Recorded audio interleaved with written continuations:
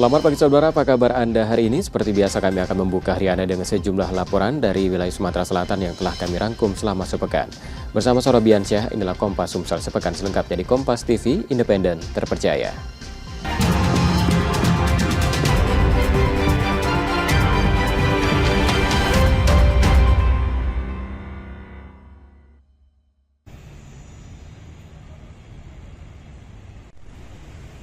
Seorang pria 21 tahun DA ditangkap unit Reskrim Polsek Gandus Palembang setelah kedapatan membawa senjata api rakitan jenis revolver.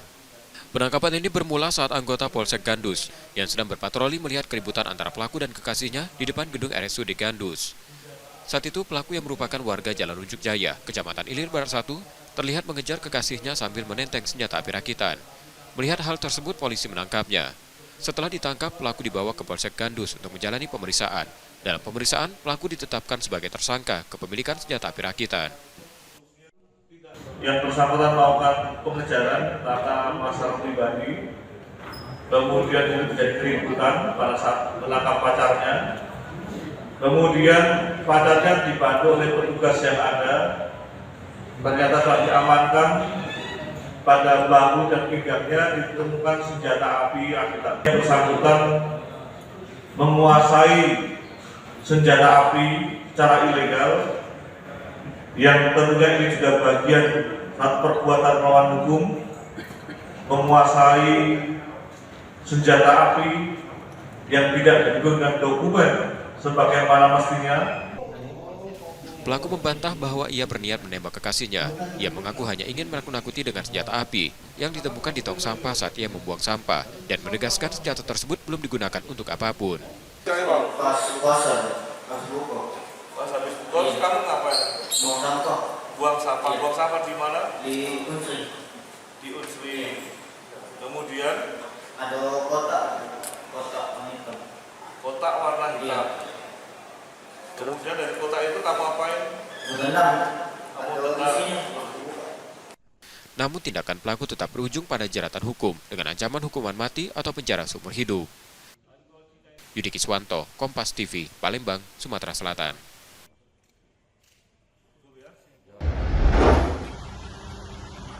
Seorang pemuda di Desa Bangunrejo, Kecamatan Belitang 2, Kabupaten Oku Timur, Sumatera Selatan, ditangkap polisi setelah menembak ibu kandungnya hingga tewas.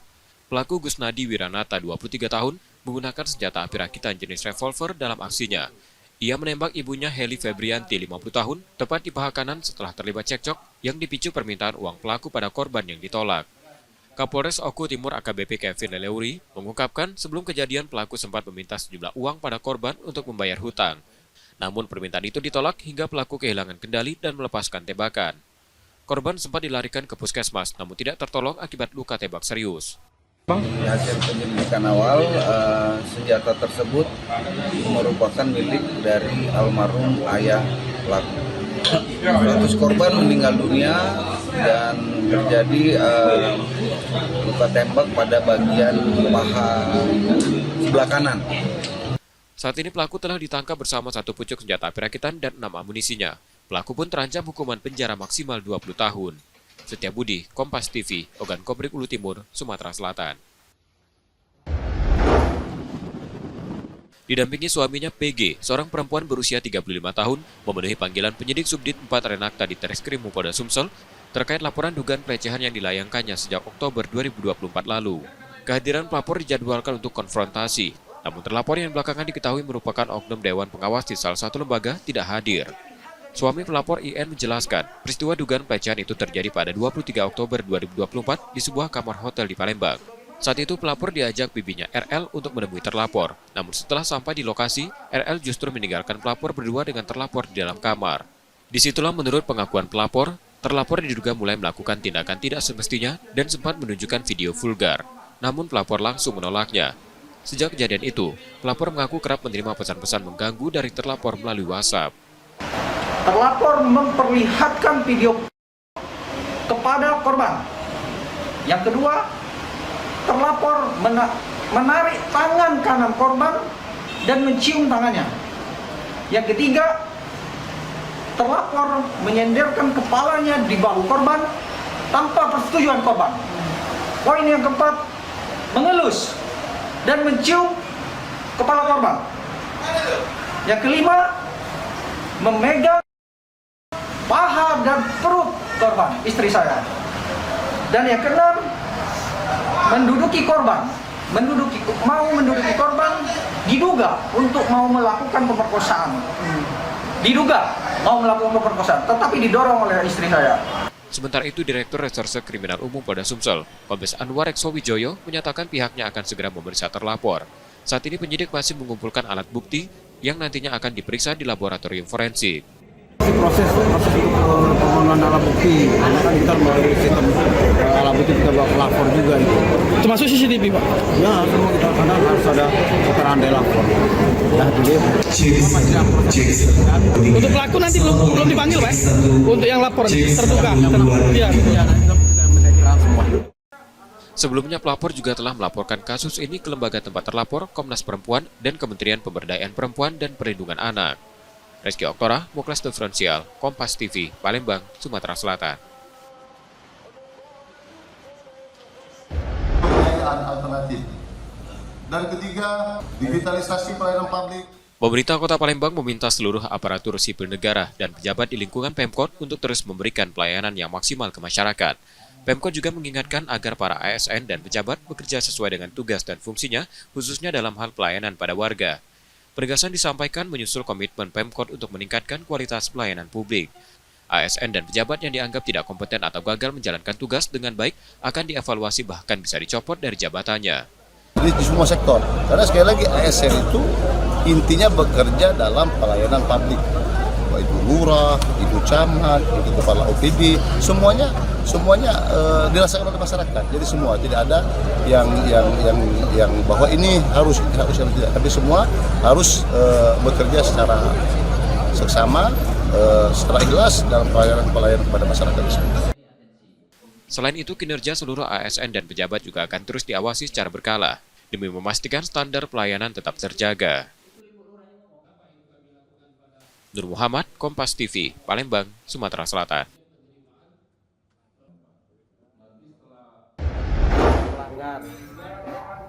yang tidak mengenakan helm.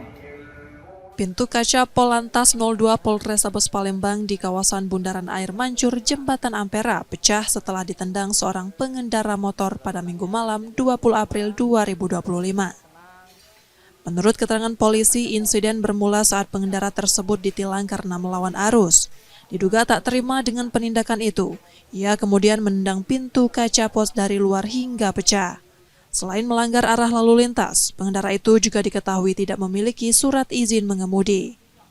Pelaku yang belakangan diketahui bernama M. Irfan, 20 tahun, warga Oku Selatan, langsung ditangkap dan dibawa ke Mapolrestabes Palembang. Penyebabnya adalah ditilang akibat melawan arus di atas jembatan Ampera. Inilah yang membahayakan kita semua, makanya saya tegaskan, memang saya perintahkan kepada seluruh anggota lalu lintas khususnya agar menindak pelanggar, khususnya kendaraan yang melawan arus. Ini sangat berbahaya bagi pengguna kendaraan lainnya apabila terjadi kecelakaan. Oleh karena itu saya tegaskan sekali lagi, akan saya tindak setiap pelanggar yang melawan arus, khususnya jalan-jalan yang membahayakan. Anggota Polantas Polrestabes Palembang telah melaporkan kejadian tersebut ke SPKT. Irfan kini terancam hukuman penjara hingga 2 tahun. Yudi Kiswanto, Kompas TV, Palembang, Sumatera Selatan.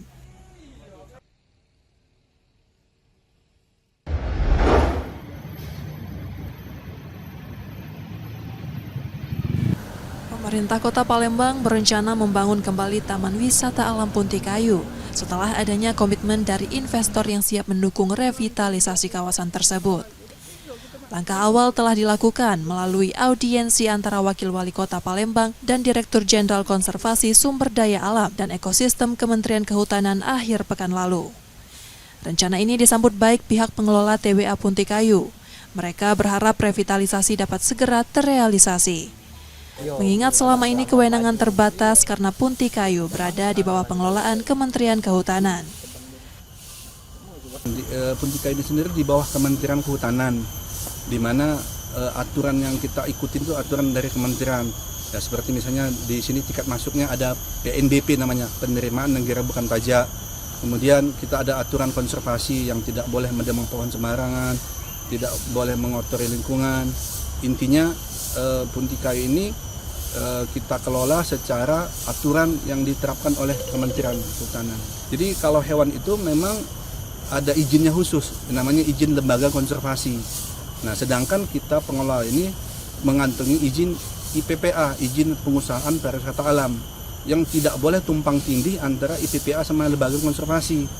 Jadi kalaupun kita mau ada hewan lagi, kita harus izin lembaga konservasi, dan itu tidak boleh tumpang tindih tadi. Jadi itu kendala kita. Tadinya ada hewan dilindungi yang seperti gajah, siamang, buaya. Tadi pada tahun 2015 itu kita dipindahkan ke tempat lain yang ada izin lembaga konservasi. Jika revitalisasi ini berjalan lancar, Taman Wisata Alam Punti Kayu diharapkan bisa kembali menjadi salah satu destinasi unggulan di Kota Palembang. Muhammad Reza Pahlevi, Kompas TV, Palembang, Sumatera Selatan.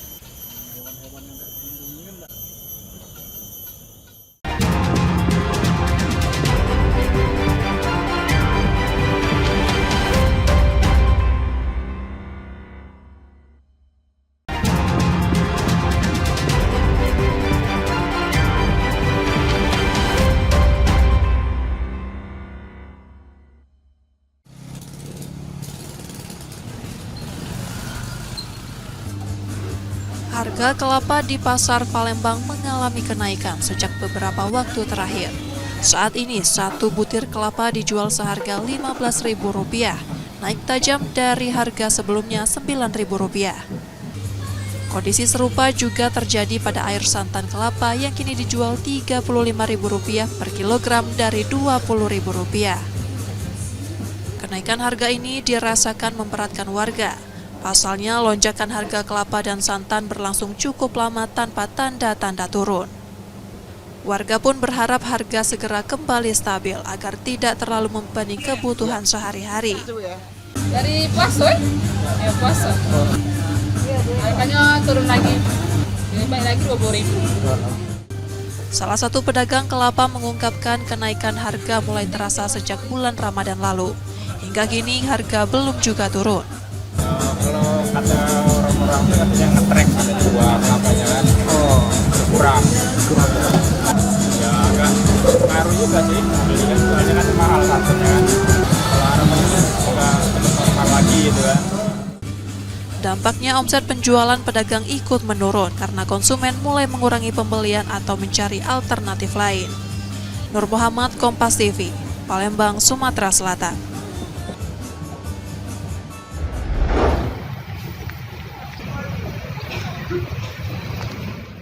Batas akhir pelunasan biaya perjalanan haji untuk jemaah Kota Palembang diperpanjang hingga 25 April 2025, yang sebelumnya dijadwalkan pada 17 April. Perubahan ini dilakukan dengan mempertimbangkan banyaknya hari libur nasional serta belum tercapainya kuota jemaah. Meski batas waktu diperpanjang, hingga kini dari total 3.400 kuota jemaah haji, baru sekitar 3.224 yang telah melakukan pelunasan. Untuk mencukupi kuota yang ada, pihak Seksi Pelaksana Haji dan Umroh Kemenak Kota Palembang terus melakukan upaya, salah satunya dengan menghubungi langsung jemaah. Sebagian besar permasalahan ekonomi menjadi alasan utama yang menghambat pelunasan dan berujung pada pembatalan keberangkatan. Sebanyak 40 kuota cadangan juga telah mulai digunakan dengan 4 orang telah melakukan pelunasan. Ini ke 3.244 itu, kita masih menunggu sampai tanggal 25 ini sekitar 40 orang untuk pelunasan. Tapi dia sedang menjalankan pemeriksaan kesehatan dan ini diperpanjang menjadi tanggal 25 untuk pelunasan. Jadi artinya 3.244 itu bisa bertambah lagi. Memang ada perbedaan kapasitas pesawat. Kalau di tahun lalunya itu bisa 450 satu pesawatnya atau satu kloternya. Tapi sekarang ini jadi 370 orang, sudah termasuk 4 petugas kloter di situ. Sementara itu kesiapan embarkasi di Palembang hampir rampung dan jemaah asal Palembang diperkirakan akan mulai diberangkatkan pada 2 Mei 2025 dengan maskapai Saudi Airlines. Muhammad Reza Pahlevi, Kompas TV, Palembang, Sumatera Selatan.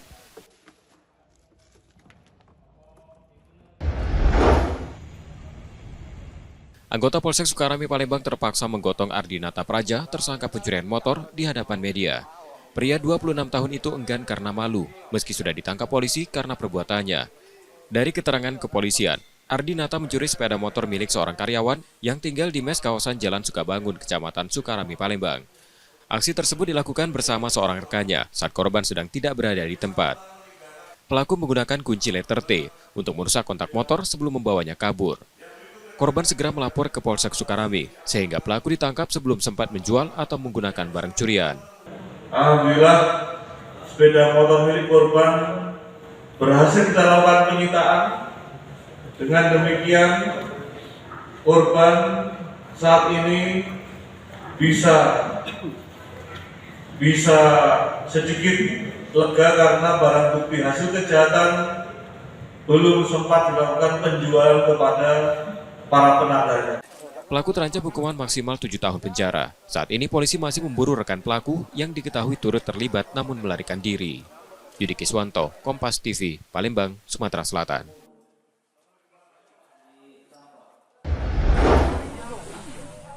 Sebuah video yang beredar di media sosial menunjukkan seorang pria babak belur setelah dihukum warga.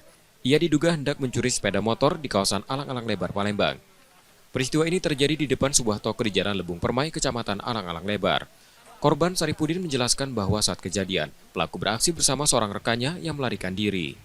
Aksi pencurian itu pertama kali diketahui teman korban yang melihat kedua pelaku sedang merusak kunci kontak sepeda motor. Ia pun berteriak hingga mengundang perhatian warga sekitar. Pelaku sempat mengelak dan tidak mengakui perbuatannya, namun sikapnya itu justru memicu kemarahan warga hingga terjadi aksi hukuman warga. Motor lagi kunci di sini kan, di samping. Akhirnya kejinguan sama kawan sini pas datang, oh maling, diteriaki maling, akhirnya nggak ditumbuknya motor uang itu, akhirnya ada kena, dia mengelak, berlari sana, akhirnya ketangkep sama warga. Ya akhirnya digebukin dulu sama warga kan. Berapa orang jumlahnya? 2 orang. Ini yang dapat ini eksekutor apa joki? Jokinya. Oh jokinya. Joki, yo supir yang itunya berlari dia ke belakang ke situ. Polisi yang datang ke lokasi segera mengamankan pelaku dan membawa ke Rumah Sakit Bayangkara Palembang untuk mendapat perawatan. Dugaan tindakan pencurian dengan kendaraan R2. Kemudian pelaku ini saat ini masih berada di rumah sakit, tepatnya di Rumah Sakit Bayangkara karena sedikit mengalami luka-luka. Untuk pelaku dari keterangan dari masyarakat atau saksi-saksi yang berada di TKP itu 2 orang. Jadi satu yang berperan menurut keterangan saksi-saksi, satu berperan sebagai eksekutor. Pelaku diketahui bernama Febrianto, warga 5 Ulu, Palembang. Polisi masih menyelidiki kemungkinan ia merupakan penjahat kambuhan. Kini Febrianto ditahan di Polsek Sukarami, Palembang untuk menjalani proses hukum, sementara satu pelaku lainnya masih dalam pengejaran. Reski Oktora, Muklas Diferensial, Kompas TV, Palembang, Sumatera Selatan.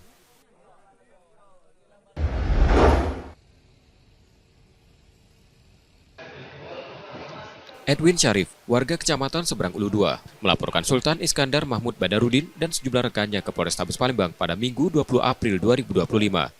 Ia mengaku menjadi korban pengeroyokan. Menurut pengakuannya, Edwin awalnya didatangi beberapa orang yang mengaku dari Polda Sumsel. Ia kemudian diajak ke rumah Sultan di Jalan Torpedo, kawasan Butik Lentera, Kecamatan Kemuning, Palembang. Setibanya di lokasi, masih menurut Edwin, mendapat pukulan diduga dari Sultan. Tak hanya itu, beberapa orang lainnya juga ikut menganiaya hingga wajah korban mengalami luka lebam. Motif pengeroyokan ini diduga karena Edwin mempertanyakan keaslian gelar Sultan Iskandar Mahmud Badarudin melalui akun media sosialnya. Aku wong Polda, ada ngaku wong Polda. Nah, sampai di sana dia ngomong nak klarifikasi biar jangan sampai bosan berisi. Sampai di rumah sana bukan klarifikasi. Kanda itu langsung ngonco aku. Kanda itu Sultan, katanya ngaku Sultan. Yang lain melok kalau. Oh. Uang berapa tuh kak pelaku? 15-an kalau. Pakai senjata semua? Ada yang bawa di pinggang, ada yang lah nunjuk ke. Ya masalah, aku tuh kepengen pembenaran baik. Bahwa memang kalau emang benar, ya klarifikasi, tunjukkan memang. Oh ini memang aku ini. Benar apa Kak? Benar itu sultan dan satu sultan. Jadi Palembang ini tidak ada malu masalah aku. Kasat Reskrim Polrestabes Palembang AKBP Andri Setiawan membenarkan adanya laporan tersebut. Menariknya, tak berselang lama Sultan Iskandar Mahmud Badarudin juga turut melaporkan Edwin ke polisi. Ia menilai unggahan Edwin melanggar Undang-Undang Informasi dan Transaksi Elektronik. Pantauan kami dari hasil pemantauan dari penyidik kami bahwa memang dugaan terjadi luka-luka di bagian beberapa wajah atau badannya. Tentunya kita harus melaksanakan visum dan nantinya saksi-saksi yang kira-kira mendukung terhadap peristiwa ini. Kini kedua laporan tersebut tengah dalam penanganan polisi. Yudi Kiswanto, Kompas TV, Palembang, Sumatera Selatan.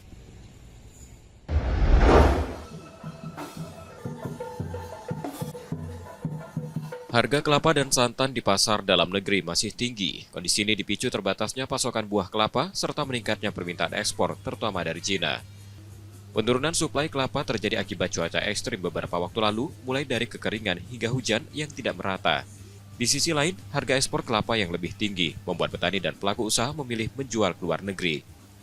Akibatnya stok kelapa di dalam negeri menipis dan harga pun melonjak. Data dari Dinas Perdagangan Sumatera Selatan mencatat, setiap tahunnya Indonesia mengekspor hingga 1,2 juta ton kelapa dengan Cina sebagai negara tujuan utama. Bahkan pada April ini sudah tercatat pengiriman sebanyak 200 kg kelapa ke negara tirai bambu. Untuk ekspor, itu harga ekspornya per biji itu yang biasanya 4.000 sampai 5.000 berapa bulan lalu itu sekarang bisa mencapai 8.000 atau 8.500. Karena di lapangan sendiri sudah harganya sekitar 7.000. Tapi kami harapkan beberapa bulan ke depan ini saya dapatkan informasi bahwa keadaan alam sudah membaik. Diharapkan beberapa bulan ke depan ini pertumbuhan dari kelapa kita dan berbuah seperti normal kembali sehingga diharapkan harga dapat stabil seperti semula.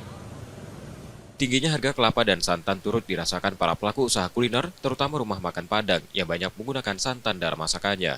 Mereka pun terpaksa melakukan penyesuaian. Untuk sekarang kami dapat harga santan sekilo 30.000.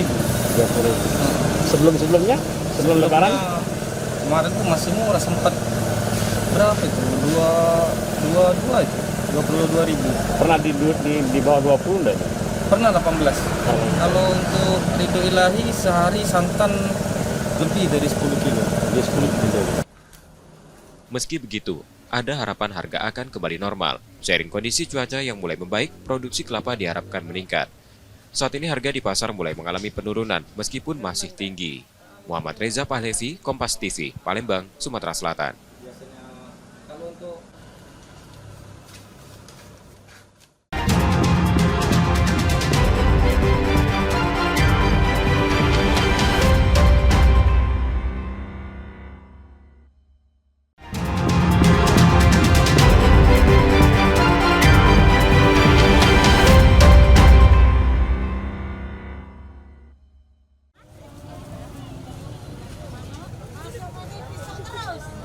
Harga tahu dan tempe di pasar Kota Palembang masih stabil, meski harga kedelai, bahan baku utama, mengalami kenaikan dalam beberapa waktu terakhir. Tahu dijual dengan harga bervariasi, mulai dari Rp700 hingga Rp1.200 per buah, tergantung ukuran dan ketebalannya. Sementara harga tempe masih berada di kisaran Rp5.000 per batang. Para pedagang tahu dan tempe mengaku sejauh ini kenaikan harga kedelai belum memberikan dampak signifikan terhadap harga jual. Aktivitas pembeli pun masih cukup ramai seperti biasa. Bos tuh ada ukurannya naik katanya kacang. Kemarin di launya tidak yang masih kan di harga lama masih banyak. Pokok kamu ini bikin model. Kalau jangan naik, bisa kita naik lagi. Pedagang setiap hari masih bisa menjual sekitar 300 potong tahu, sedangkan tempe tetap laku sekitar 100 batang per hari. Nurul Muhammad, Kompas TV, Palembang, Sumatera Selatan.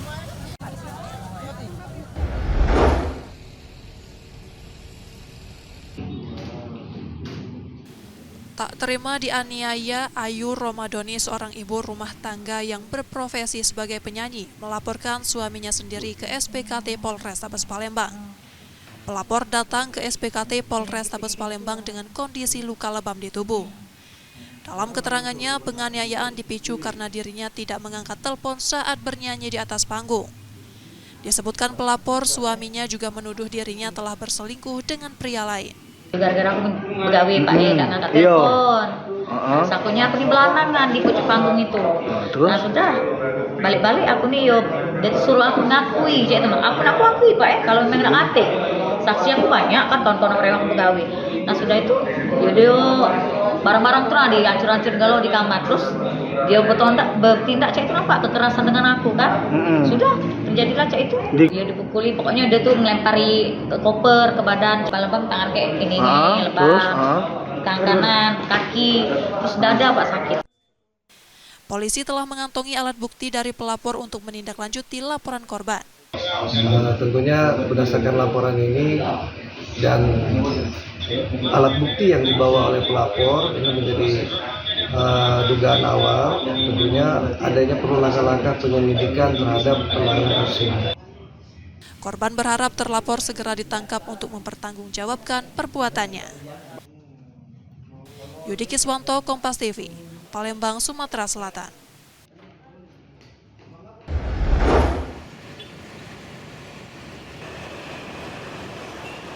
Dugaan kekerasan seorang konsulen terhadap peserta program pendidikan dokter spesialis atau PPDS di Rumah Sakit Muhammad Husin Palembang diperbincangkan di media sosial. Unggahan akun Instagram @ppdsgram menyebut korban mengalami hematom pada bagian pribadinya usai ditendang konsulen dan sempat menjalani perawatan di IGD. Direktur Utama RSMH Palembang Siti Halimah membenarkan peristiwa tersebut. Insiden terjadi pada Minggu 20 April 2025 di ruang ICU, melibatkan konsulen asisten berinisial YS. Tindakan tersebut dipicu karena konsulen merasa tidak puas terhadap penanganan pasien yang dilakukan PPDS yang dinilai tidak sesuai standar. Hasil pemeriksaan internal menunjukkan tindakan kekerasan mencakup unsur verbal dan fisik. Saat ini pihak rumah sakit masih mendalami apakah tindakan itu dilakukan secara sengaja atau dipicu emosi sesaat. Sebagai langkah awal, RSMH telah menonaktifkan YS dari seluruh tugasnya, baik sebagai konsulen maupun pengajar terhitung sejak 22 April 2025. Terkait sanksi lanjutan, RSMH menyerahkan sepenuhnya pada keputusan Kementerian Kesehatan. Minggu kemarin tanggal 20 April, konsulen tersebut melakukan kekerasan fisik ya kepada PPDS di ruang ICU. Ini juga terjadi karena beliau marah, gitu, kurang puas dengan apa yang dikerjakan oleh PPDS, kemudian beliau terpancing marahnya kemudian sampai dia menendang gitu ya, menendang kemaluannya PPDS ya, dan kemudian dari pemeriksaan USG itu ada hematom itu perdarahan tapi di dalam gitu teman-teman, jadi kelihatan ada luka merah. Nah peristiwa itu terekam dari rekaman CCTV di ruang ICU. Tapi sebagai informasi setelah peristiwa itu dan sekarang anaknya baik-baik saja teman-temannya. Jadi kalau ada berita sampai dirawat sampai itu enggak. Jadi dia memang membuat visum untuk dia selain pengobatannya diberikan obat anti nyeri, antibiotik, kemudian dia langsung bisa beraktivitas kembali dan sekarang juga sudah beraktivitas ya. Sementara itu korban yang sempat dirawat kini sudah pulih dan kembali beraktivitas. Namun ia masih berada dalam pengawasan tim psikolog rumah sakit untuk memantau kemungkinan munculnya trauma. Reski Oktora, Muklas Diferensial, Kompas TV, Palembang, Sumatera Selatan.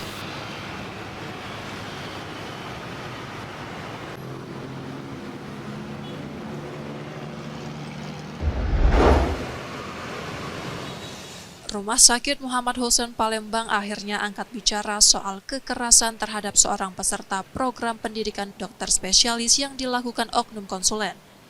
Pihak rumah sakit membenarkan bahwa pelaku berinisial YS dikenal bersikap temperamental. Direktur Utama RSMH Siti Halimah menyampaikan kekerasan oleh YS bukan kali pertama terjadi.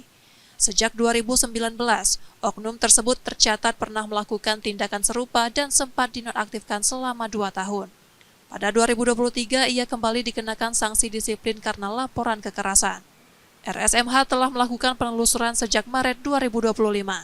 Tidak hanya PPDS yang menjadi korban, tetapi juga perawat yang bertugas di tempat yang sama. Namun banyak dari mereka takut untuk melapor. Setelah kasus ini kembali mencuat, sudah ada 7 korban yang memberanikan diri untuk bersuara dan memberikan keterangan resmi ke rumah sakit. Seluruh proses kini masih menunggu keputusan dari Kementerian Kesehatan. Didapatkan bahwa konsulen tersebut melakukan 3 jenis perundungan kalau kita kelompokkan ya teman-teman sesuai dengan elemen perundungan verbal, misalnya beliau sering berkata kasar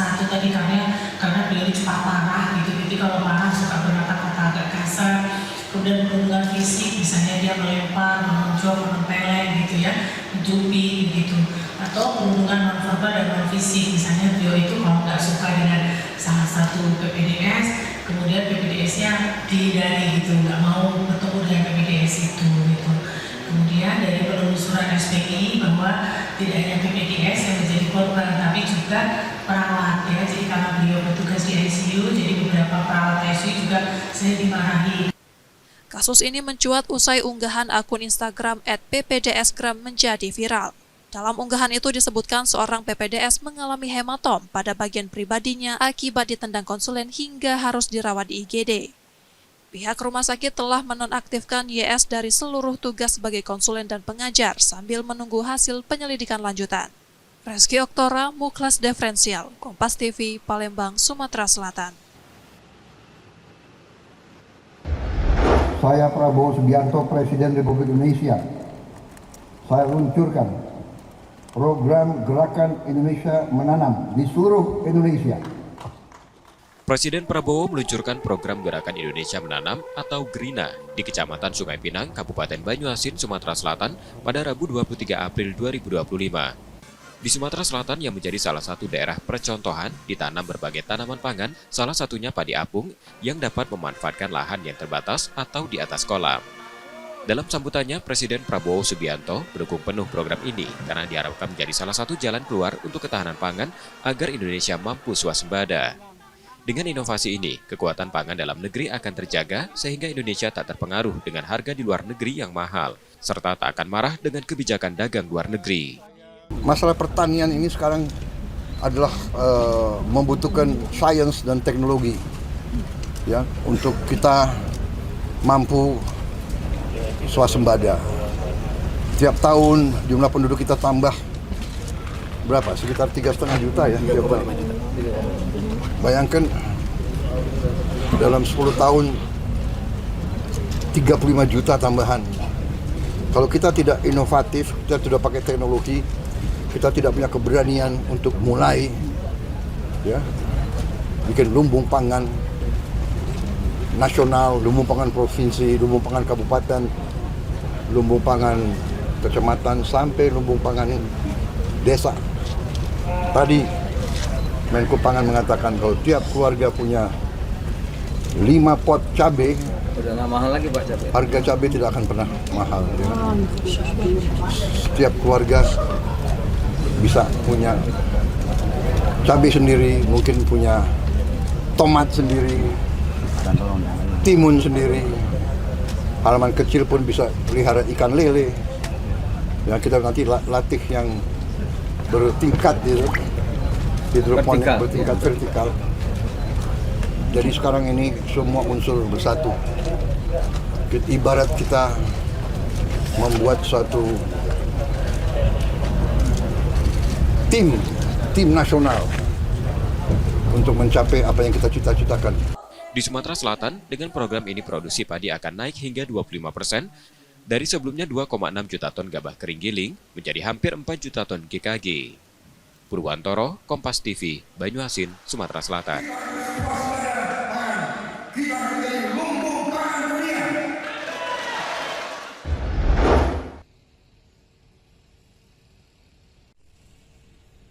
MRS, pelaku pencurian motor yang beraksi di salah satu mal di kawasan Pelaju, Palembang, menyerah setelah ditangkap petugas keamanan mal dan diserahkan ke polisi.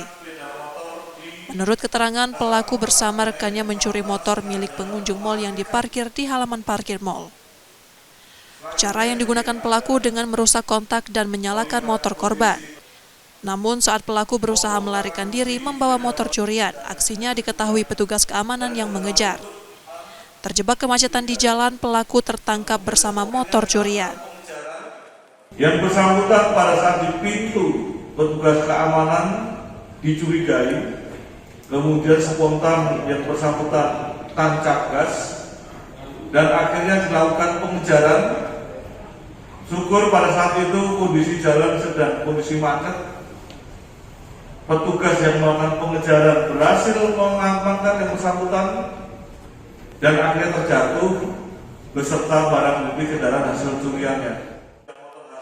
Sementara teman pelaku yang menunggu di luar mal berhasil kabur dan masih dalam pengejaran. Pelaku mengaku ini adalah aksi pertamanya yang terpaksa dilakukan karena terdesak kebutuhan sehari-hari. Kamu siapa namanya? Utut. Kamu umur berapa? 25 ya. Kerja di mana sebelumnya? Di pabriknya. Di pabrik mana? Memang kamu niatnya sejak awal pengen mencuri di CMO? Enggak. Kenapa mencuri di CMO? Karena tidak sengaja. Kamu tidak takut di situ ada satpam, nggak takut yang jaga? Terus kenapa kamu memaksakan mencuri? Kepepet apa? Akibat perbuatannya, pelaku terancam hukuman penjara selama 5 tahun. Yudi Kiswanto, Kompas TV, Palembang, Sumatera Selatan.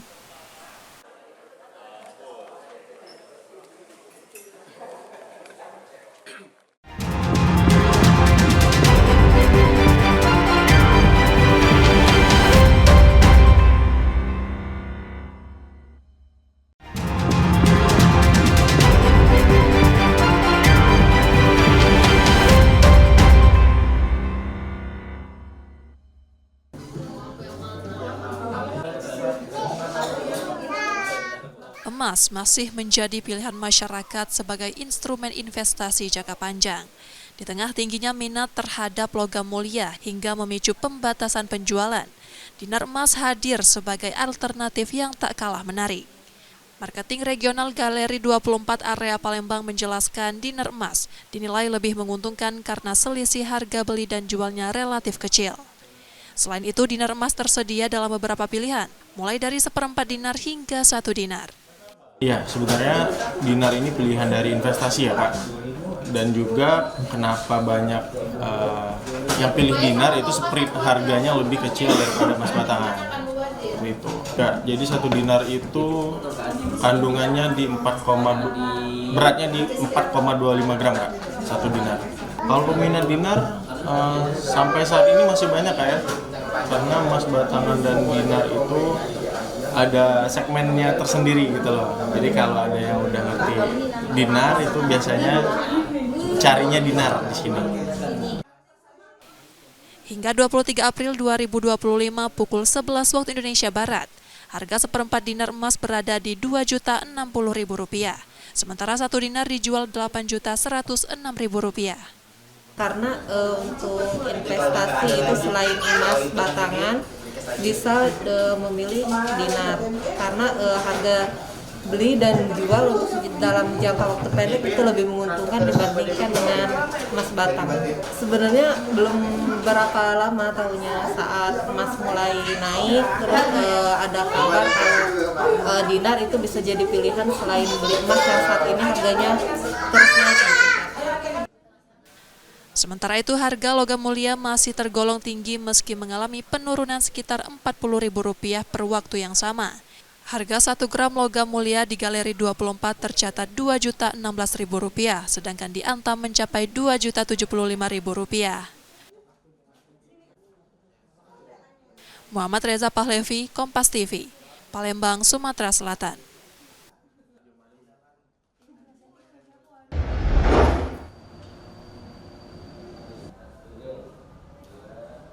Batas akhir pelunasan biaya perjalanan ibadah haji tahap kedua ditetapkan hingga 25 April 2025. Pelunasan jemaah haji asal Sumatera Selatan hampir mencapai 100%. Hingga saat ini tercatat 7.011 jemaah telah menyelesaikan pelunasan dari total kuota 7.012 jemaah. Kementerian Agama Sumsel juga mencatat ada 973 jemaah cadangan yang siap menggantikan jika ada jemaah utama yang berhalangan berangkat. Umumnya jemaah yang belum melunasi terkendala belum terbitnya hasil pemeriksaan istita'ah, kesehatan, atau karena faktor ekonomi. Untuk embarkasi Palembang tahun ini tetap akan menggunakan maskapai Saudi Arabian Airlines. Namun kapasitas kursi pesawat mengalami pengurangan dari 450 kursi tahun lalu menjadi 370 kursi. Dampaknya jumlah kloter haji Sumsel meningkat dari 19 kloter menjadi 22 kloter.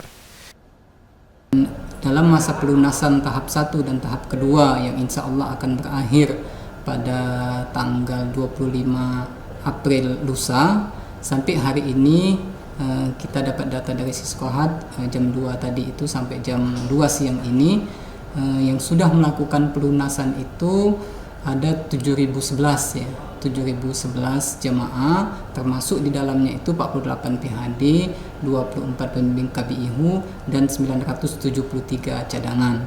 Jadi untuk penyerapan kuota insya Allah dalam beberapa hari ini akan terserap semua. Kuota kita 7.012 itu akan bisa terserap semua.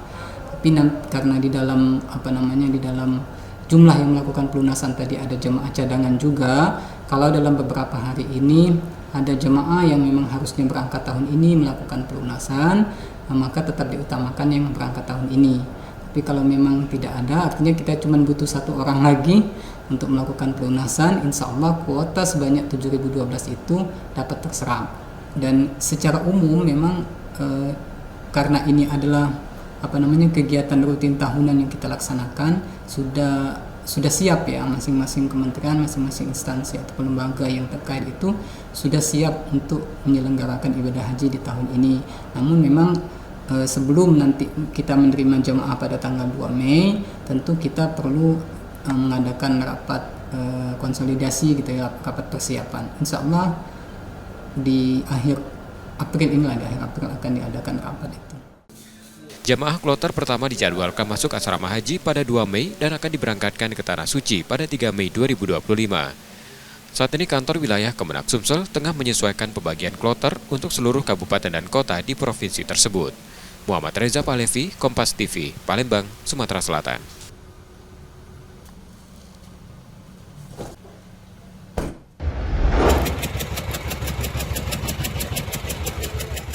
Inilah saat prajurit Pangkalan Angkatan Laut Palembang menangkap kapal cepat yang mencoba menyelundupkan benih lobster ke luar negeri di perairan utara Jambi.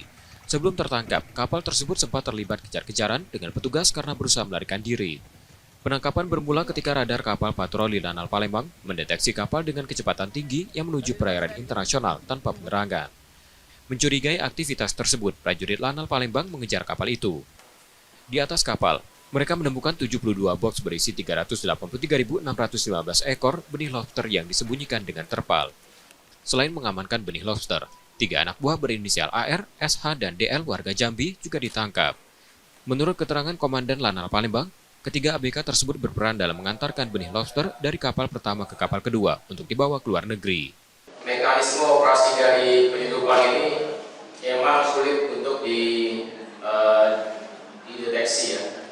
Mereka menggunakan metode secara acak, berbeda-beda.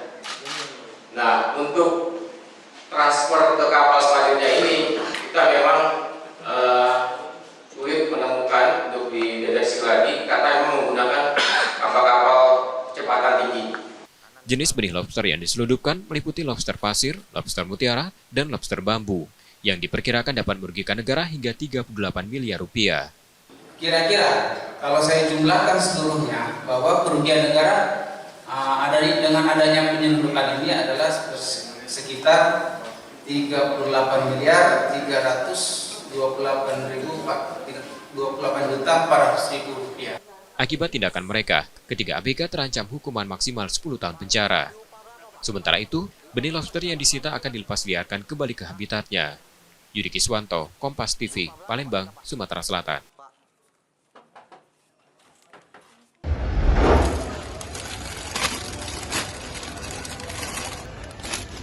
Sejumlah produk marshmallow dari berbagai merek ditarik dari beberapa retail di Palembang.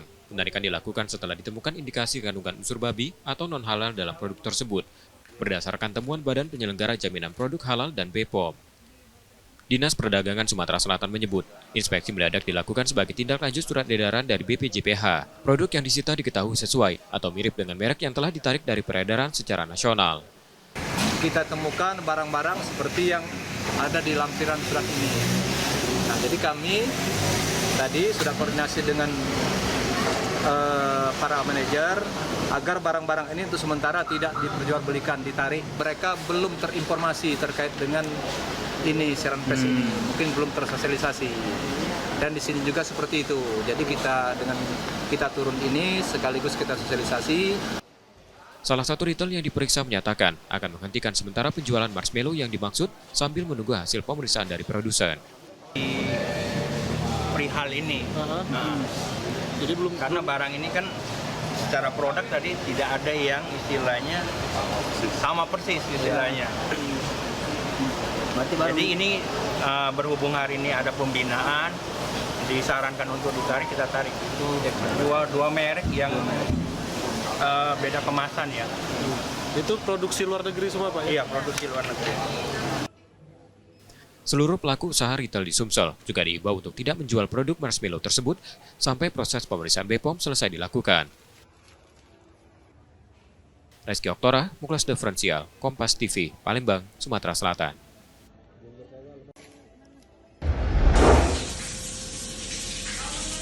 Aksi pencurian tabung gas LPG 3 kg di Palembang terekam kamera pengawas. Seorang pengendara motor terlihat seorang diri membawa kabur 2 tabung sekaligus dari mobil bak terbuka yang terparkir di pinggir jalan tepat di depan agen gas. Peristiwa ini terjadi pada Rabu 23 April 2025 di Jalan Ratu Sianum, Kelurahan 3 Ilir, Kecamatan Ilir Timur 1 Palembang. Pemilik agen Rahman menjelaskan, saat kejadian ia bersama beberapa karyawannya tengah menyusun tabung gas. Kondisi lingkungan yang sepi usai hujan dimanfaatkan pelaku untuk beraksi. Menurut Rahman, pencurian serupa bukan kali pertama terjadi.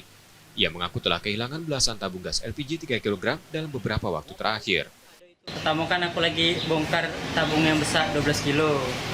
Nah pas aku masuk lah nyusun itu kedengaran suara gasnya diambil buang. Pakai motor dia. Buang berapa? Buang siko. Pakai motor kan ini kan. Nah pas diambil di mobil tuh langsung dinaikkan ke depan situ. Langsung dua sekaligus tabung. Kasus ini rencananya akan dilaporkan ke polisi agar pelaku mendapat efek jera. Reski Oktora, Muklas Diferensial, Kompas TV, Palembang, Sumatera Selatan.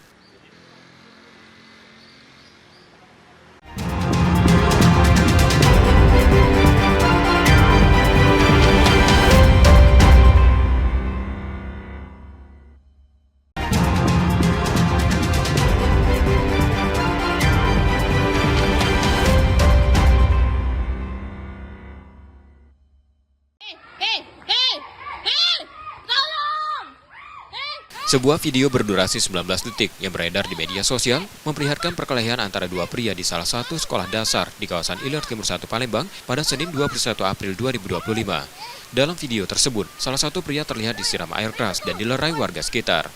Korban bernama Bagus melapor ke Polda Sumsel dari insiden tersebut. Dalam keterangannya, Bagus menjelaskan insiden itu terjadi saat dirinya hendak pulang setelah membantu ibunya berjualan di kantin sekolah. Diduga pelaku yang merupakan kerabat korban sakit hati dan tidak terima setelah diusir dari rumah karena pernah ketahuan mencoba melakukan pelecehan seksual terhadap adik korban pada Oktober tahun lalu. Sebelum peristiwa penyiraman air keras, korban dan keluarganya kerap mendapat ancaman dari pelaku. Siapa? Angkat kakek.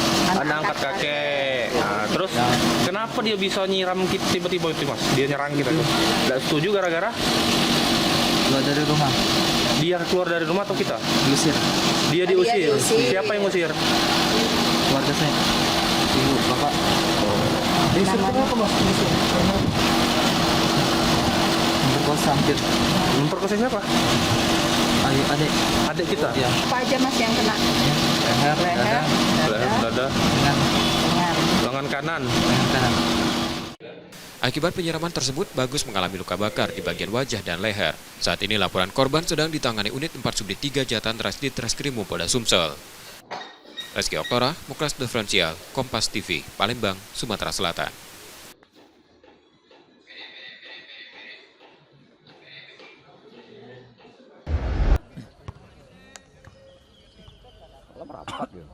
Menatap kompetisi Liga 2 musim 2025-2026, manajemen Sriwijaya FC mulai bergerak. Salah satu fokus utama saat ini menjaring sponsor baru sebelum kompetisi bergulir. Sebagai langkah awal, PT Sriwijaya Optimis Mandiri telah membentuk tim marketing khusus yang bertugas mencari sponsor anyar untuk musim ini. Menariknya, manajemen Sriwijaya FC akan melibatkan 3 kelompok sponsor utama, S-Men, Singamania, dan Ultras Palembang. Selain itu, dukungan juga datang dari GP Ansor Sumsel dan Palembang yang siap membantu dalam pencarian sponsor.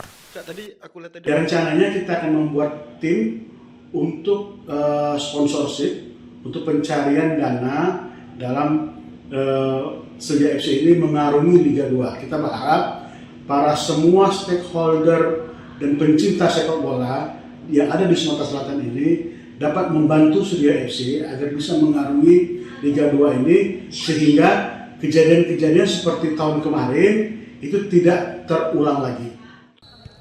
Tak hanya itu, pintu kerjasama juga dibuka lebar bagi masyarakat Sumatera Selatan yang ingin ikut berkontribusi mendukung Sriwijaya FC.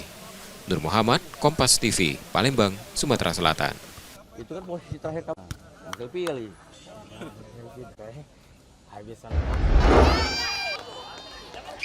KONI Sumatera Selatan memastikan pelaksanaan Pekan Olahraga Provinsi Sumsel ke-15 di Kabupaten Musi Banyuasin tahun 2025 akan berjalan adil dan bersih dari praktik jual beli atlet.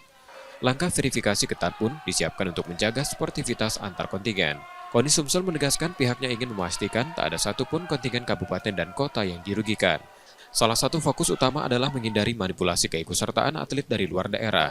Dan kita telah beraudiensi dengan Pak Gubernur dan diterima langsung oleh Pak Herman Deru. Pak Herman Deru menyampaikan bahwa beliau meminta pelaksanaan Porprov ini lebih meriah dari yang di Lahat. Dan tidak ada lagi kita akan melaksanakan Porprov ini yang namanya jual beli atlet. Ini kita akan se-fair mungkin untuk verifikasi atlet-atlet, dan ada beberapa cabur yang sudah rapat dengan kita untuk pelaksanaan Porprov ini. KONI juga telah berkoordinasi dengan pemerintah Provinsi Sumatera Selatan untuk mendukung kelancaran penyelenggaraan Porprov 2025. Ajang olahraga 2 tahunan ini rencananya akan dipertandingkan 35 cabang olahraga dengan melibatkan atlet dari seluruh kabupaten dan kota se-Sumatera Selatan. Nur Muhammad, Kompas TV, Palembang, Sumatera Selatan.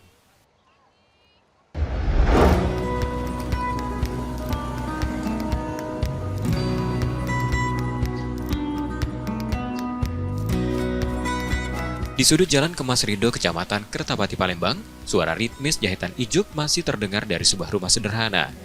Di sanalah Herman, salah satu perajin sapu ijuk di kota ini, setia merawatnya yang mulai ditinggalkan zaman.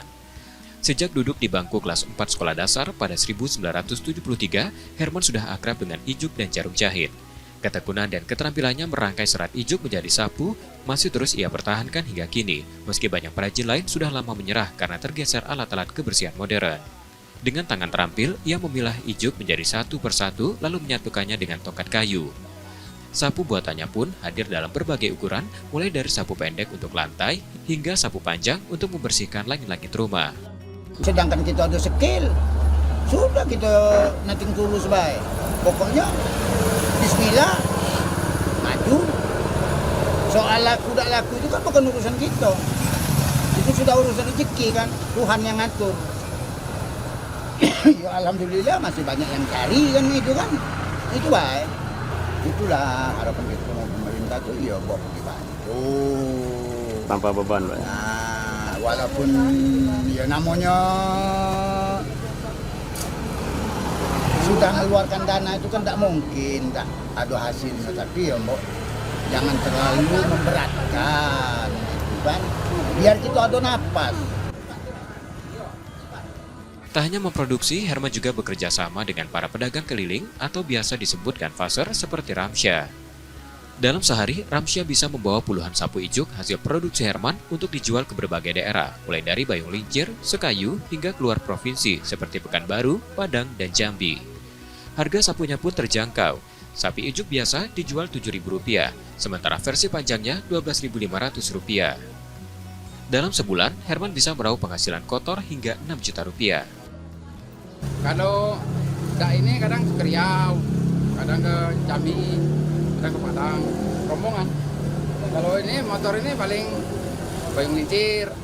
Ngapa Kak kita masak ke keluar kota Kak? Harganya. Oh, harganya jadi lebih tinggi Kak?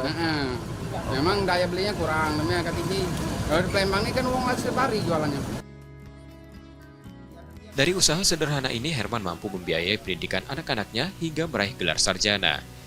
Ia adalah bukti bahwa ketekunan dan kepercayaan terhadap hasil kerja sendiri bisa menjadi jalan menuju kehidupan yang lebih baik, meski harus dilalui dengan menyapu pelan-pelan jalan hidupnya sendiri.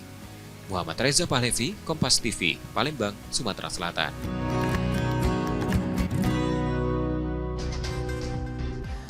Saudara, informasi tadi menjadi akhir dari Kompas Sumsel sepekan hari ini. Tetap saksikan konten lokal Kompas TV setiap hari mulai pukul 4.30 hingga 7 pagi. Dan bagi Anda yang ingin berbagi informasi, kritik ataupun saran, dapat mengakses media sosial kami di @kompas.tv Palembang. Akhirnya, saya Rubiansa pamit. Terima kasih dan tetaplah menyaksikan Kompas TV, independen, terpercaya. Sampai jumpa.